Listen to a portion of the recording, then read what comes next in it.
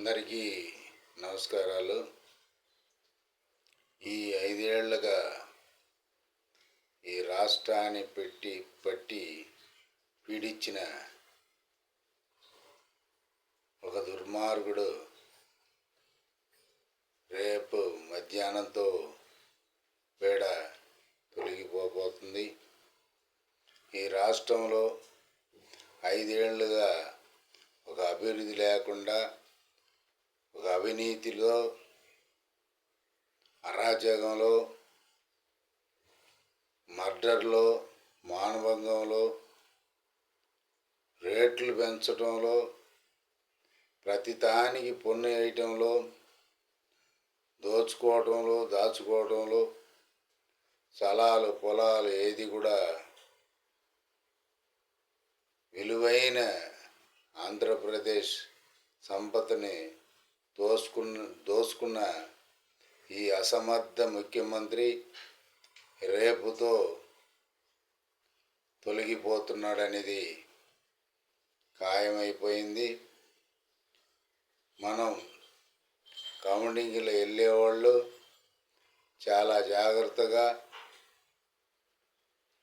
ఆడ లాస్ట్ దాకా ఉండి అన్నీ వాళ్ళు మన మీదకి ఎటైనా ఆరిపోయే దీపానికి వెలుగు ఎక్కువ.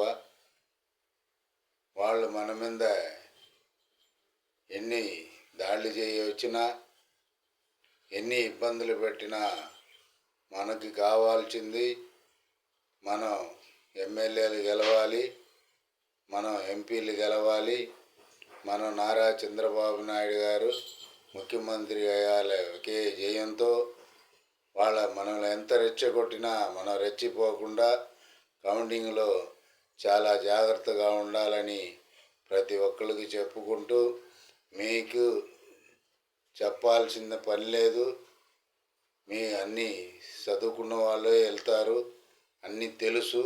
కానీ ఓడిపోయే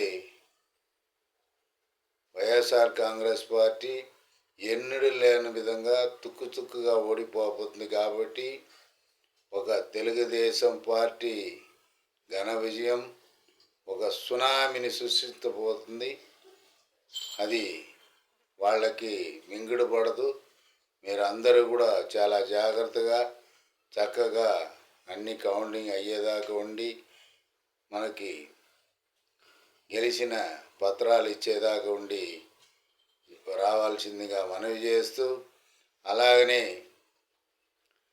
వాళ్ళ 14 సీట్లు కూడా 6 నుంచి 14 సీట్లు కూడా గెలిచే పరిస్థితి లేకుండా వైసీపీ ఈ రాష్ట్రానికి చేసిన దుర్మార్గానికి రాష్ట్ర ప్రజలు ఇచ్చిన తీర్పుని మనం అందరం గౌరవించాలా. ఎందుకంటే ఈ రాష్ట్రం అభివృద్ధి చెందాలి, ఈ రాష్ట్రం పిల్లల భవిష్యత్తు బాగుండాలని ఎక్కడెక్కడో నుంచి వచ్చి వాళ్ళ సొంత ఖర్చు పెట్టుకొని వచ్చి ఓట్లు వేశారు. వాళ్ళందరికీ కూడా రేపు ధన్యవాదాలు చెప్పాలి. అదేవిధంగా నిన్న సాయంత్రం ఒక ముఖ్యమైన వార్త కూడా వచ్చింది. పులివెందులలో జగన్మోహన్ రెడ్డి మన బీటెక్ రవిచేత 5,000 ఓట్లతో ఓడిపోయేట్టుగా మెసేజ్ ఉంది. అలాగనే అన్ని నియోజకవర్గాలలో ముఖ్యమైన మాజీ మంత్రులు, ఇప్పుడు ప్రస్తుతం మంత్రులు అందరూ కూడా ఓడిపోయేట్టుగా అన్ని సర్వేలు వస్తుంది, చూసే ఉంటారు. తెలుగుదేశం పార్టీ కూటమి ఒక సునామీని సృష్టించబోతుంది రేపు. అలాగే 10వ తారీఖు మన ప్రియమైన అమరావతి రాజధానిలో మన ప్రియతమ నాయకులు నారా చంద్రబాబు నాయుడు గారు 3 పార్టీలు కలిసి ప్రభుత్వాన్ని ఏర్పాటు చేసి 5 ఏళ్లలో అభివృద్ధి పాటు సంక్షేమం కూడా చెప్పిన మాటలన్నీ కూడా నెరవేర్చారని చెప్పుకుంటూ మనం అందరం కూడా దానికి సహకరించాలని చెప్పుకుంటూ, ఏంటంటే నేను ఎన్నికలు కౌంటింగ్కి వెళ్ళేవాడిని. నా ఆరోగ్య పరిస్థితి బాగలేదు, నేను ఈ సంవత్సరం వెళ్ళటం లేదు.